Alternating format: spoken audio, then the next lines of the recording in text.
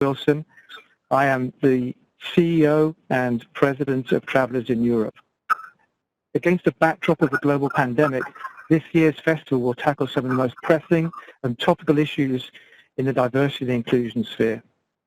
And for us at Travelers, we're proud to be involved and delighted to welcome you all to today's session. We've been involved in Dive-In since the very start, and we're now a global sponsor of the Dive-In Festival. We've made great strides ourselves to support a welcoming culture that embraces the power of difference and ensures all employees feel valued, respected and supported. We've received external recognition for our efforts. In March, our Europe subsidiary won the Inclusion and Diversity Award at the National Insurance Awards. We've also been shortlisted for the Insurance Insider Honour Awards and the British Insurance Awards in Diversity and Inclusion. Globally, Travelers earned us a perfect score in the Human Rights Campaign Foundation's 2020 Corporate Equality Index, naming us as best place to work for LGBTQ equality for the 5th consecutive year. Most recently, we introduced the option for all employees to express their gender pronouns in their email signatures as a further step towards our broader journey towards diversity and inclusion. However, these are very small steps on a long journey, and there is so much more we can and will do. Our work is definitely not done. Today, we're concentrating on allyship, how we can do better in this space. We will hear real-life examples from some great speakers, colleagues, friends, and experts in their fields about how organizations can foster an inclusive environment through supporting allyship and reverse mentoring. This is a topic close to our hearts at Travelers. Our Pride in Allies Diversity Network launched in 2013 and now plays a critical role in helping our efforts around the development and retention of our employees through networking, mentoring, and community volunteer opportunities. Reverse mentoring has been and will continue to be an important factor in building allyship in our LGBT+ colleagues. I'll now hand over to the panel, which is chaired by Maurice Rose from PwC, who also co-chairs the LINK Committee. Maurice, over to you. Great. Thank you, Matthew. Firstly, thank you to all of our panelists for your time and also your perspectives today, and also to all the attendees who have dialed in to listen to today's session. The aim of today's session is to have an open and honest conversation about how we can all become better allies and how efforts such as reverse mentoring can support a more inclusive culture for all people, and in particular the LGBT+ community. We have a great panel at today's event with Michael Klein, Executive Vice President of Travelers, Holly Fuhrmeister, Scrum Master in the Cloud Engineering Department of Travelers, and Emma Cusden, Director at Global Butterflies, a successful transgender and non-binary inclusion consultancy. Following that brief introduction, I want to hand over to our panelists to give a bit more background, and whilst introducing yourselves, it would be fantastic to hear one thing you'd love the audience to hear about yourself and why you are keen to take part in today's event. Perhaps if we start with Michael and then move on to Holly and Emma. Thanks, Maurice. Good day, everyone. My name is Michael Klein, and I'm an Executive Vice President at Travelers and President of our personal insurance organization, where we provide personal lines coverage to customers across North America. Sadly, not in Europe at the moment, but part of the broader Global Travelers organization, and proud partner of Matthew's and Polysue's. And, you know, sometimes I ask myself why I'm here today as a cisgender, straight, white male, but I think I was asked to participate in this panel as both an ally and an advocate, and in particular, the former executive sponsor of our Pride Network. And I was actually the sponsor of the network when we introduced a reverse mentoring program to the organization. So hopefully some experiences I can share with the group that'll be helpful today. Looking forward to it. Okay, hi, I'm Polly. I've been with Travelers for about 8 years. As Maurice said, I'm a Scrum Master in the Cloud organization.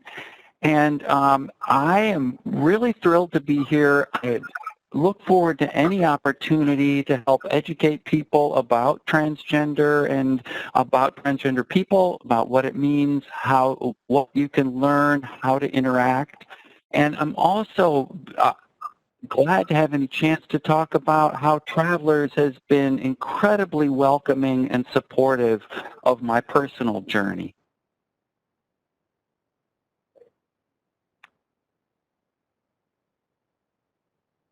I think you're on mute, Emma.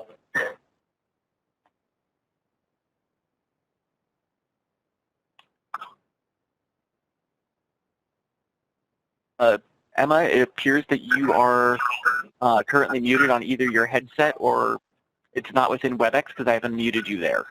Okay, hello, can you hear me now? There you are. Okay, let's try again. Hello, my name's Emma Costin. As Maurice has said, I'm a director at Global Butterflies. We are a trans and non-binary inclusion specialist, working with many organisations here in the UK, but also globally. My personal background is I've got 30 years human resources experience in financial services, both with the Royal Bank of Scotland, Thomson Reuters, Willis Faber as it was, that tells how old I am, and more recently with Aviva. So this subject is really close to my heart for many reasons, both as somebody who has been a reverse mentor and a reverse mentee. So I think for me it's really great to talk about this subject, because by getting involved in reverse mentorship, I think you grow and you learn so much. And I no doubt we'll explore that as we go through today's session. Great, thanks all. So now let's kick off with the questions. This one's for you, Michael. Can you tell us a bit about Travelers' reverse mentoring program and the benefits it's played in creating a culturally competent leadership team? It's a great question, and we're I will say we're early days in our reverse mentoring program. Our reverse mentoring program actually started with our Pride Network on a relatively small scale and focused on the senior leadership of the organization, including myself, members of our management committee, and our chairman and CEO, Alan Schnitzer. And actually, I'm pleased to see on the attendee list at least one of my mentors from the reverse mentoring program participating today. And I do think the question about cultural competence is a good one, because where we really started, and I can speak to my own experience with Stan and Mary Ann, my mentors in the process, was really with a number of, I would say, probably pretty basic questions related to cultural competence, understanding, the history. Stan and Mary Ann and I talked about a variety of topics, from pronouns to Stonewall to diversity and inclusion within the community. And I think one of the things that is really important and valuable about reverse mentoring programs, speaking as a mentee, is the trusted and safe environment that it provides to ask questions and to learn. And really that is the way, I think, to increase cultural competence. One of the best examples I would describe actually came from Alan Schnitzer, our chairman and CEO, who was, again, a mentee in the program, and at an all-employee meeting about a year ago said, I'm going to stop saying LGBTQ&A because I've heard from my mentors that sometimes that shorthand doesn't feel like it provides enough honor to them as who they are. And so he consistently now, when he talks about the community and the Pride Network and things going on in the community, specifically talks about gay, lesbian, bisexual, transgender, and allies, and specifically puts names on all the members of the community. And I think that's, again, evidence of increasing cultural competence through reverse mentoring. Absolutely, thank you for that. And I think not just in Travelers, but across the industry, it's shown the positive impact that reverse mentoring can have. So thank you for your perspective. We often talk a lot about role models, and I think each in our own way, we're all role models. But it'll be really interesting for you, interesting to hear why it's important to have role models in the workplace. And I'm interested as well as hearing why you wanted to become a role model, what motivated you, and also if there's any challenges that are presented as a result of being a role model. So maybe if we kick off that question and over to Polly. Okay. For me personally, I find that there are a surprising number of people in the workplace who are transgender, who are either exploring or who are not out with their transgender identity. I also have found that there are a large number of people who have transgender family members. And by being a role model, by being open and out about who I am, it gives them someone that they can come to, someone that they can talk to. I really was not prepared for the number of parents who came to me after I came out at work, came to me to talk about their children, their family members who are transgender, and they were curious about how to interact with them, how to relate with them, how to be supportive of them. And so I really have been honored to have the privilege of being able to help these people. It's also interesting, there are people who work on the same floor of the same building I do who, while they are transgender, they are completely not willing to present as transgender. They just want to present with their identity. They don't want to have to discuss being transgender. They just want to say how they present. So a male to female will just present as a woman and not want to have any discussion about it.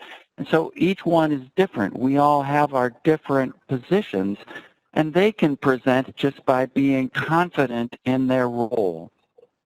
Myself, as I say, I want to be an educator. I want to give people an opportunity to use what I've been through, what I've learned to help them grow as well. Great, thank you. That's really interesting, and it'll be really interesting to hear from you, Emma, your perspective, and also that point around any challenges. Yeah, of course. I think having role models in organisations, the appearance of role models in organisations, I think, is a really good cultural message. It's showing that that organisation is a safe and inclusive place that people can be themselves. And harking back to what Polly said, it's about showing that you can be you at your workplace. You can bring everything that you have. We are more than just one thing. But if you feel that you're accepted and you can step out and become a role model, I think that's really powerful. So organisations that have role models, or I like to call real models, because we are not professional role models. It's not what we do every day. We have other things we do. But for people who are willing to be role models, I think is super powerful, because as Polly said, people learn, they grow.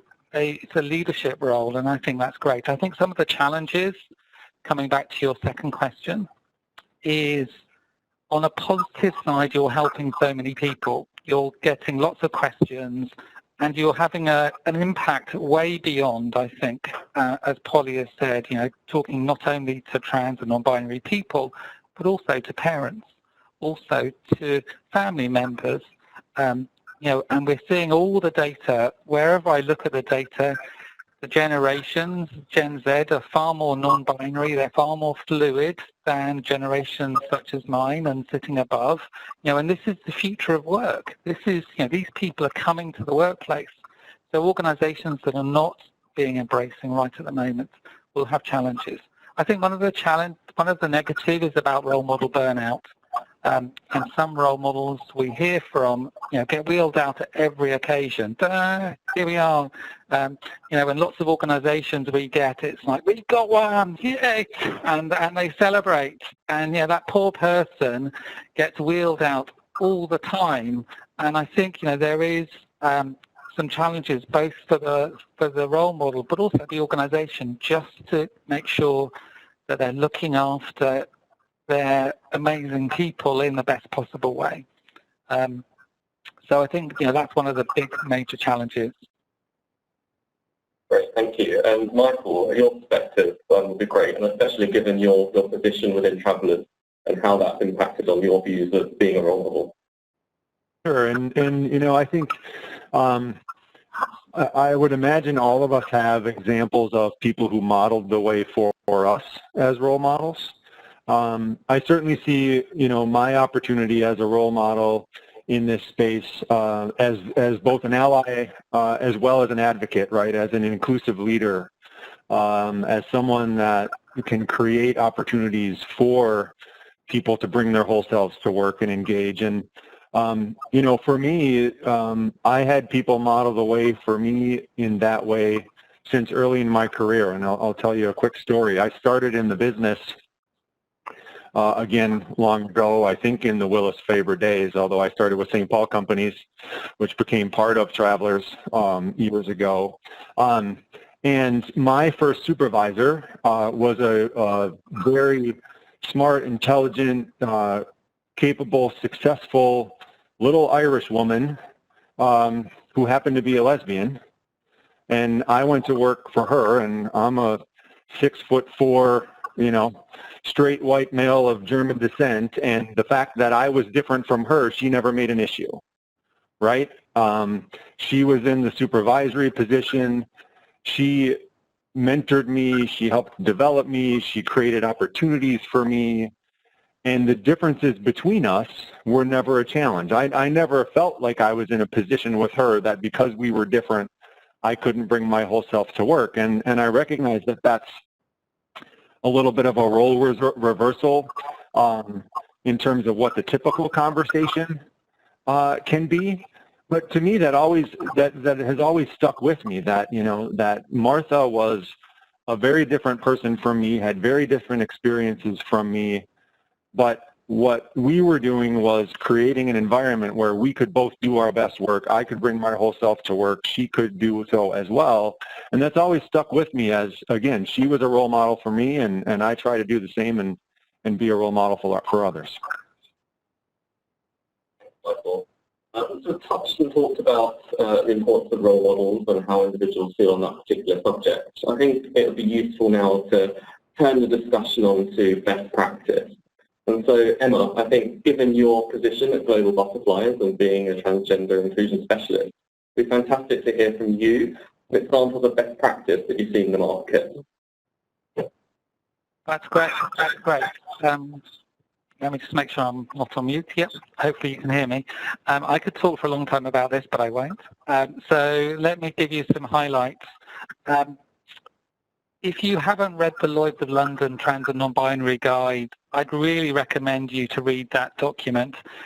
Yes, we helped Lloyd's produce that guide, but actually for me that's a really good guide for people to think about where are you on your own organisation's trans and non-binary inclusion journey. It has an amazing amount of resources, and we've got lots of role models there talking about working in the industry. And I think that's just amazing. That's such a powerful piece. And I've heard that guide go way beyond just the insurance industry, and a lot of other industries picking that up.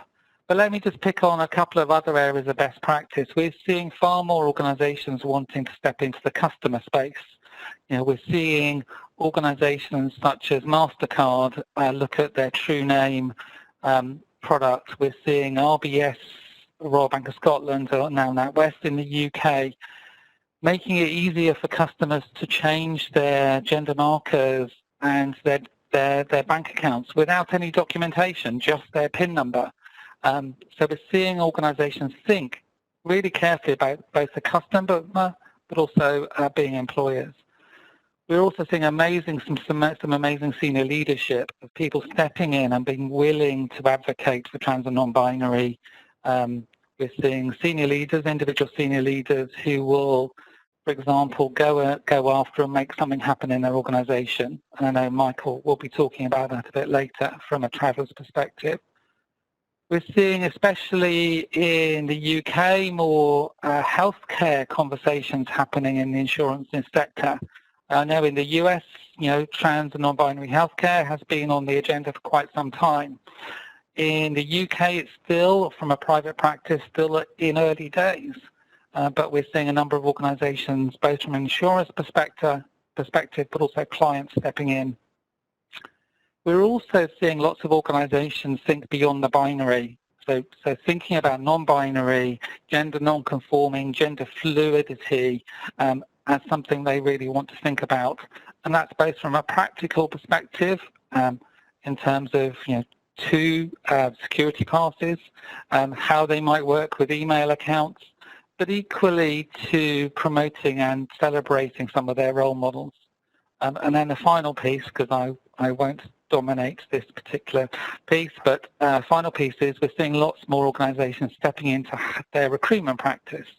So am I attracting trans and non-binary people to come and work for me? How do I make that process really inclusive all the way through to the online process, but also the training of hiring managers, training of recruiters thinking around what can I do? So I think we are seeing a whole heap of organizations wanting to think about the future of their workplace and making it more inclusive and doing a lot within the trans and non-binary space, but really happy to take questions when we get to the Q&A for some more detail about that.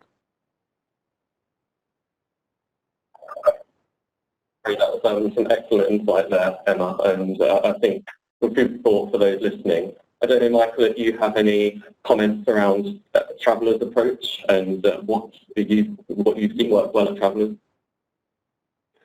Yeah, and again, Polly's got experience with it as well. I would speak from a little bit the sort of policy and procedure side of things. Matthew mentioned earlier that we recently adopted the use of pronouns in our email signatures as one example of a way to support, again, trans and non-binary identification. We've evaluated best practices. Emma talked about healthcare. We provide healthcare benefits for gender transition and other gender transition support as an organization. We've done work evaluating our facilities and ensuring we've got gender neutral bathrooms available, particularly in our owned facilities where we can manage and control that. The other thing that I wanted to share, and I just wanted to share this as an example of how being active in this space can extend beyond the borders and the four walls of your own organization. We instituted pronouns as part of our email signature, I think within the past 6 months. And actually recently we had one of our independent agents respond to one of our employees using the pronouns in their email signature and indicate from the agent's perspective that wasn't appropriate in a business context, unfortunately. And then that agent went further than just responding to our employee to share that perspective more broadly with others in the industry, in their community. And so last week we took action and terminated that agent's contract. And I think I tell that story because there are best practices, there are things you can do and important steps that organizations should take to create that environment that is supportive and inclusive. But if you don't back up those actions and treat it as just a checklist, that's all it will be. You got to take those actions and then stand behind them. And I'm proud to say that in that example, Travellers did step up and stand behind it and say goodbye to revenue, right, over the issue to provide that support. That's really interesting to hear. I think it's so important as often action speaks louder than words. We've talked about best practice both in the market and from a traveller's perspective as well. I think it's also important that we look at the other side of the coin. So Emma, I think it'd be great to hear from your perspective and hear examples of where you feel that you haven't been included and the impact that this has had both on you personally but also professionally.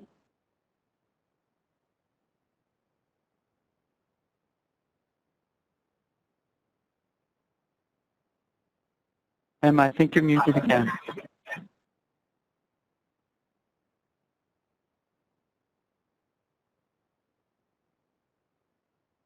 professional and one personal.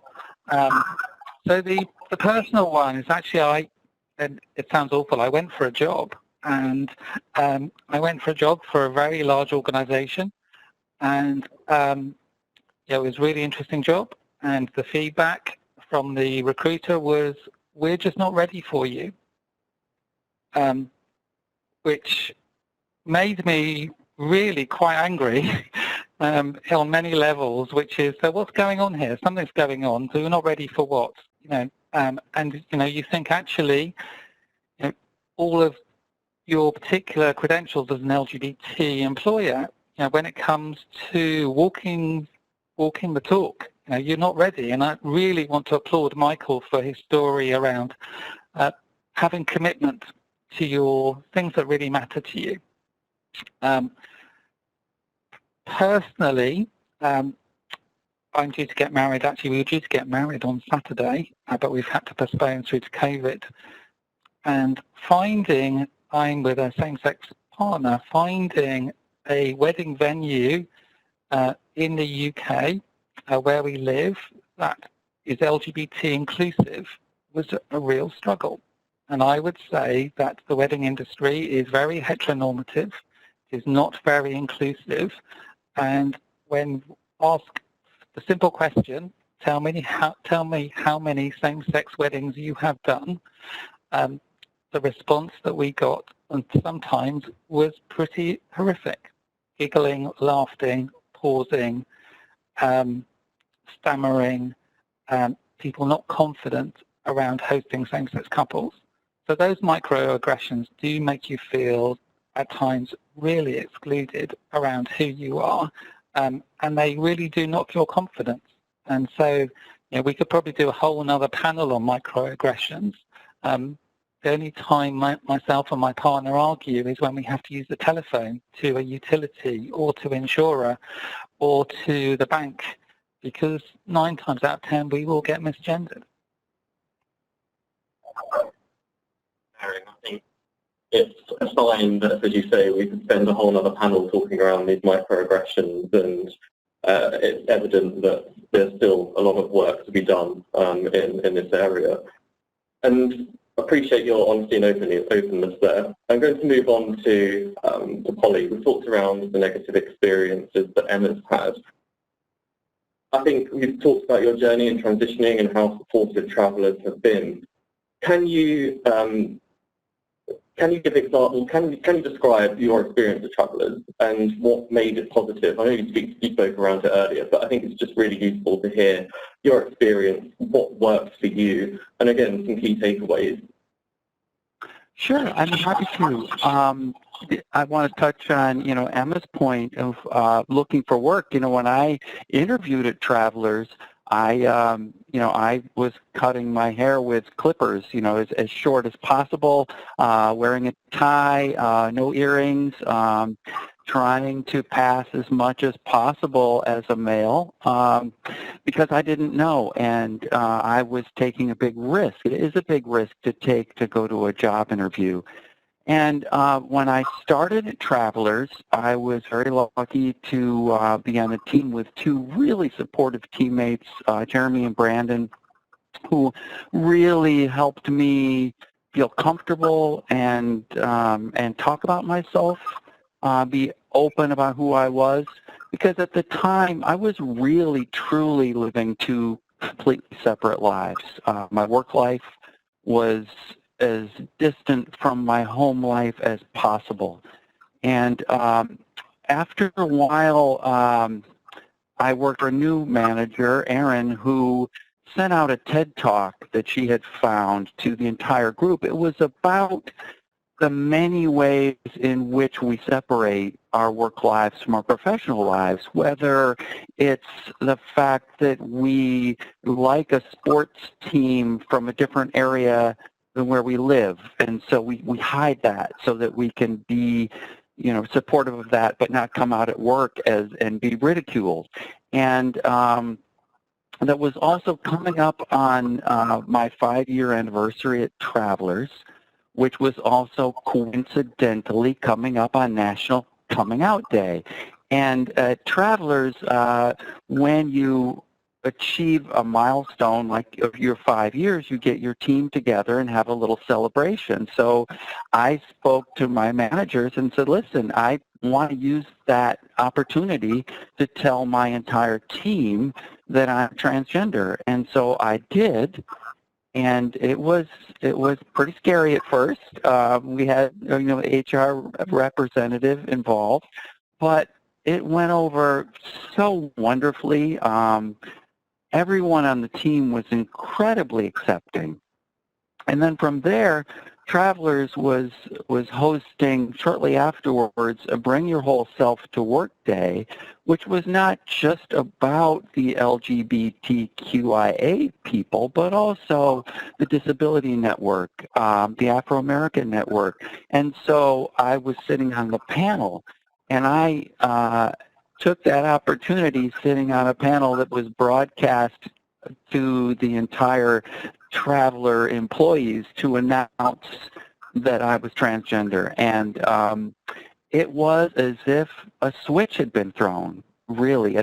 From that moment onward, my previous identity ceased to exist at Travelers. I was Polly to everyone, everywhere. And there were a couple people who didn't get the message right away, but my management was quick to speak to them and say, no, Polly's pronouns are she and her. And it was, I can't even begin to describe how incredible it was and how it made me feel valued, and it allowed me to really tear down the separation that between my home life and my work life. And since then, my work life has been vastly different. I hadn't realized how much I was keeping inside, how much anger I felt, how bitter I was, just my general behavior. My performance at work has improved dramatically because I don't have to be constantly thinking about other things. As somebody mentioned that transgender people in the office spend up to 40% of their day thinking about what bathroom they're going to use. And that's the kind of thing. It's like, I don't really feel comfortable using the men's room. I don't want to use the ladies' room. So where is the nearest gender-neutral bathroom? Where can I go? All this weighs so heavily on me that then once I was able to come out and be valued and appreciated for who I was, all that fell away. And it just changed my attitude. It changed the way that I was able to be at the office. And I also want to touch very quickly on something Michael brought up about the pronouns. When the email went out to the company announcing that we were being encouraged to use our pronouns in our signature, the original email actually said our preferred pronouns. And I immediately replied, and within an hour, I was on a call with corporate communications. They're like, help us. What do we need to do to change this? What is the proper step to go forward? And that, to me, shows an incredibly accepting and understanding company that will be willing to do that. Say, all right, we took our best shot. Clearly, we made a mistake. Let's fix that. Let's fix it right now. And so, like I say, it's really hard to think of anything about Travelers that is anything other than a positive experience. Great, thank you for that. And I wanted to ask you first of all about your positive experience. And it sounds like Travelers have supported you through your journey. It's interesting to hear the negative experiences that you've had and potentially what that's led to you to cover over the years. Well, I was born quite a while ago when, words that we use now didn't really exist. To Emma's point, generations now have different attitudes about gender norms. And, I grew up in a very, very strict society, and you had to either cover or you were risking your life. And so I went out of my way to try to be one of the boys. You know, I joined the Army, and I think that there's a lot of transgender people who join the military partly to prove to themselves that they can be, you know, they can fit into a role. And for me, it was try to be as masculine as possible, even though inside I was fighting it. And I was married twice, completely in the closet the entire time. In the last year and a half, I moved from Connecticut to Massachusetts, and that's the first time that I was able to start living somewhere and as my true self, because I no longer had to deal with people who knew me in my previous identity. I no longer had to worry that, you know, so-and-so was going to hear, you know, what was going on in my life. You know, I went to the doctor once, and he said, "Does your father know you have an earring?" And this is the kind of thing. Everything goes back and forth. People talk. The constant risk. You never know what's going to happen, where you have to hide. And so I buried myself as completely as possible just for safety. And now I'm finally being able to be out and open. When a few years ago, I guess about 5 or 6 years ago now, my father was dying, and he said to me, "What's going on in your life?" And I looked at him there, and I couldn't tell him the truth. I couldn't be honest with him. And that moment was a defining moment for me.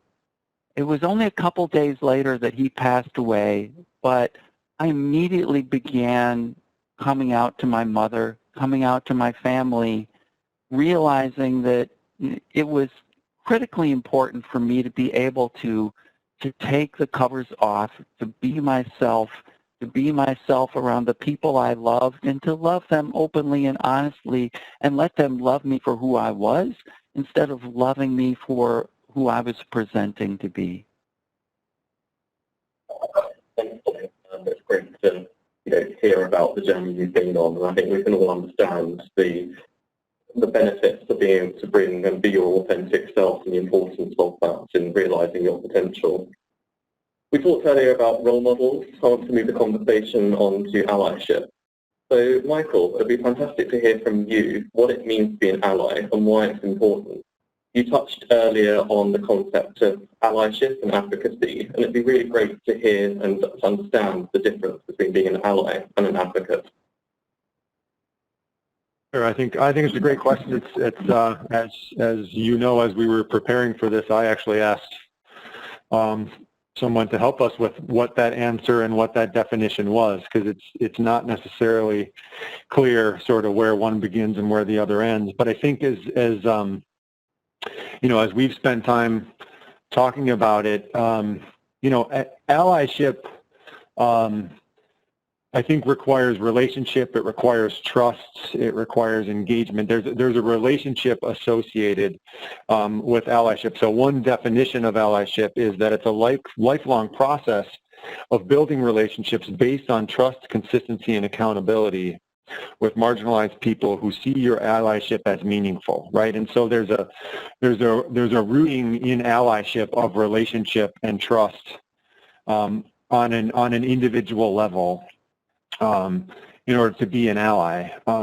You can be an advocate and I suppose not necessarily be an ally. I'm not sure if you could, you know, separate them that much, but advocacy is really more working on behalf of others. It doesn't require that you have a relationship with them, right? And so as an example, when we decided to start the reverse mentoring program at Travelers, my role in helping get that started was as an advocate. It was as an ally as well, because I was doing it in partnership with my friends and coworkers that were part of the Pride Network. So it was based in that relationship, but I was really using my position as an executive with the organization to advocate for the establishment of the program.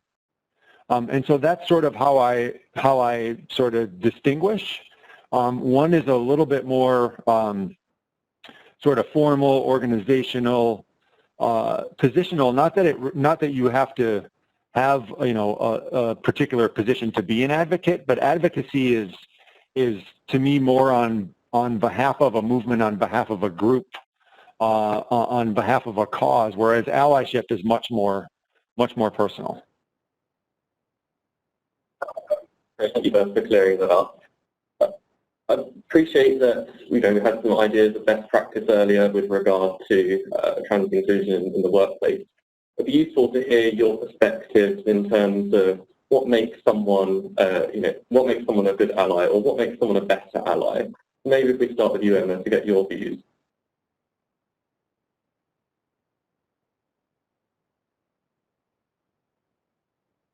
You're on mute again, Emma. With my and hopefully you can hear me now. I think allyship is a journey. I think people, you shouldn't beat yourself up. You're not going to go from zero to the best ally ever overnight. It's a lifelong journey of learning and growing and understanding and doing small things. And I think those that want to get better allies are already starting in a really good place. You want to be better, so keep on thinking around the group that you're supporting and keep on thinking, what can I do to learn and grow and do more? And ask the group that you are allyship to, what do they need? What would be helpful? What would be useful? What would not be useful? I think for me, I have a great saying, as a trans woman, there's a time for my allies to stand behind me and promote me and push me forward. There's a time for allies to stand alongside me and support me, and there is times when I need them to stand in front of me to protect me. And for me, good allies know when they do which of those.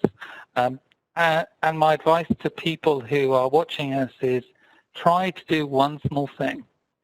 And it could be just have a conversation with somebody else about what you've picked up from today.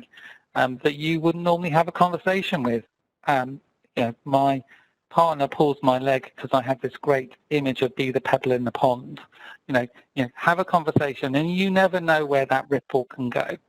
So my other advice is don't beat yourself up too much. We all want to get better allies, but it's a long journey. But keep on learning and doing small things. Great, thanks. That's great, Emma, thanks. Michael, your thoughts? I think the way Emma described it was terrific. The one thing that I would add, and maybe this is advice for others, maybe it's just a personal reflection for myself, but to me, one of the things that I've tried to do in an effort to be a better ally is to listen. And it probably sounds obvious and maybe even sounds cliche, but I mean really listen. I mean sometimes, and again I'll say we, but certainly I can be too action oriented, right? And have a conversation with someone and want to get to the point and want to decide what we're going to do. And because allyship needs to be based in trust, it needs to be based in relationship, taking a step back and taking the time to really listen and seek to understand, to me, is foundational to your ability to be an ally. And sometimes it's not actually about doing anything, right? It's about being there. It's probably more, as Emma described, the stand behind and support role as an ally. That maybe, at least for me, sometimes I get confused with standing out in front or standing beside and being an advocate, right? And so taking the time to really listen and learn and seek to understand and build that trust, I think, is a really important step. I appreciate that, Michael. Thank you. And finally, Polly, is there anything from your perspective you'd like to add? Yeah, I certainly agree with both Emma and Michael. Travelers has a very robust set of diversity networks, And I think it's definitely worthwhile to join as many of the diversity networks that are available to you at your organization. Those, in addition to having events that you can potentially attend, there are lots of presentations, and sometimes just sitting, you know, as Michael said, to listen, just, you know, sitting through the presentations, listening to what people have to say. You can learn a lot, but I think it's also important to be aware of things such as Transgender Day of Visibility or the Bisexual Day of Visibility, which was just this past week, Transgender Day of Remembrance. There are events that you can take part in as an ally, and just show up. You don't have to do anything else. Just show up and you know, be around people and see people.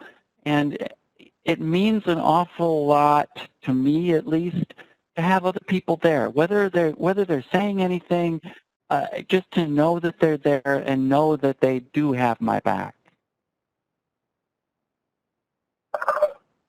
Great, thanks, Polly. I think that's some food for thought there, and something hopefully we can all take away to be better allies for each other.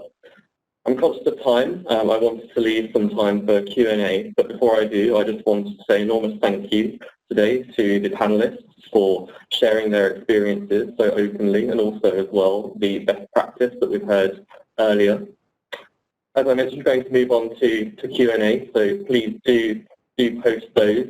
Had one that's come in. I think probably this is for you, Michael. And the question is, what actions do you take to be an inclusive leader? Yeah, thanks. I think the one thing that I always try to keep in mind and share with people is being inclusive is not the same as not being exclusive, right? Meaning sometimes people say, well, I'm not excluding anybody, therefore I'm being inclusive. And for anyone that's ever been on the outside looking in any situation, right, what makes the difference between your being excluded and your being included? Usually is somebody from within the group reaching out to you and pulling you in, right? And that's an action, right? That's a step that somebody takes to be inclusive. So being inclusive is not passive, right? Not being exclusive is passive. Doing what you're doing, not doing anything actively to exclude people, but that's not the same thing as being inclusive. Inclusivity takes action. It takes the act of inviting people in. It takes the act of pulling people in from people who are not part of the group. And then the other thing that I would say is, maybe this is in a little bit more of a business context, but it doesn't have to be. It's also more than just giving somebody a seat at the table. Right, so again, you can be a little bit more inclusive by inviting somebody into a meeting or bringing them into a conversation. But in some respects, if you're the only in that environment, it's also difficult to engage even once you're in the room. And so creating and facilitating those opportunities to engage, to invite the engagement of the person that you brought into the room is another important step, I find. Great, thanks, Michael. And I think it's also important that people are starting to understand and realise the benefits that inclusion can bring. The next question we have is, what advice do you have for leaders who want to help create a welcoming environment where employees feel valued, respected, and supported? Maybe if we go to you, Polly, given your experience with travellers. Well, I find that the leaders that I've dealt with, as I say, are just good listeners, to Michael's point earlier, and very welcoming and understanding. And I guess the thing that I would say is everyone has a vulnerability. Everyone has something about themselves. I mean, for us particular here in this situation, we're talking about one thing, about being transgender, but everyone has something that they're insecure about, they need to feel more comfortable with. And so it's important for leaders, no matter what their employees, their friends, the people they interact with, no matter what their backgrounds and histories are, it's important for them to make people feel comfortable, make them feel listened to, make them feel heard and appreciated. If you can do that, I think everything else will just kind of flow automatically. Great, thanks, Polly. And Emma, what advice would you have for our current and also future leaders as well? I would actually echo what Polly's just said. I think it's around knowing that your lived experience is different to other people. And I call it positive curiosity. You know, leaders have positive curiosity about other people's experiences in life so that people can do their very best at work. And some of that is listening, as Michael has said. It's understanding that your world is not the same as anybody else's. And then really getting close to your leaders. And I think we found that in sort of COVID, you know, the best leaders are the ones who have been really inclusive and understand their people. So for me, those first steps of understanding that the world is different to everybody else and then wanting to do something about it and do it in a respectful way. You know, I always say, if you want to ask me questions, then ask me that first question, is it okay to ask questions? Because the answer might be no right at the moment, or 9 times out of 10, it is yes. So for me, there's simple things around respect and dignity and that willingness to learn and that the world is not everybody's the same. We're all very different. Great, that's some great takeaways there from everyone. I wanted to ask this question specifically as I think many people don't know the first steps to take when it comes to improving diversity and inclusion, both from a personal perspective but also in their respective organisations. So I think, Emma, with your Global Butterflies hat on, what are the first steps that a company can take in their trans and non-binary journey? And that's a great question, thank you. And I think the first step is knowing that you want to take first steps. You know, we work with lots of organisations who are right at the beginning. And, you know, people need to take the steps that are right steps for them and their organisation. You know, you don't go from being zero to hero overnight. This is a long journey with lots of conversations. But do some first steps. So think about, you know, getting some foundation stones like policy, like facilities, like pronouns, are really great first steps around that. Having a senior leader like Michael, who's a real ally and advocate who can shine the light down into the organisation, is also really important. So, you know, if you go and talk to one of your senior leaders and see if you can make them the ally who can make things happen, also really helps. And we know some organisations are big, but some are really small, and we know those are difficult conversations in smaller organisations. But ultimately, making some first steps. You know, running an event, you know, having a conversation, talking to people around their lived experiences are some really great, easy first steps for people to do. But I'll do one more plug for the Lloyd's of London Trans and Non-Binary Guide. It's a really great guide and can help you with some more detail. Great, absolutely. Thanks for that, Emma. And I think, you know, it's the first steps are often the hardest, but the most important. Before we wrap up, I just wanted to say thank you to everyone, and also as well to ask the panellists what they hope that today's attendees take away from today's conversation. And maybe if we start with you, Michael.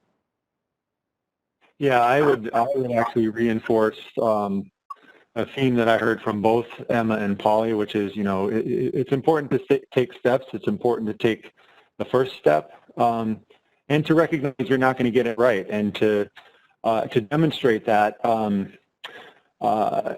Actually, you know, the communication that Polly referenced about pronouns at Travelers, I reviewed and signed off on before it went out, and I was one of the people who did, and did not see an issue with. I don't think I even noticed that it said preferred pronouns, right, as opposed to what are your pronouns, and so recognizing you're going to make those kind of mistakes, but be willing to learn from them and move forward. And I think, if you do that, then you're going to make progress. You're going to create a more inclusive environment. You're going to have the place be a better place tomorrow than it was today, and really that's the best any of us can do.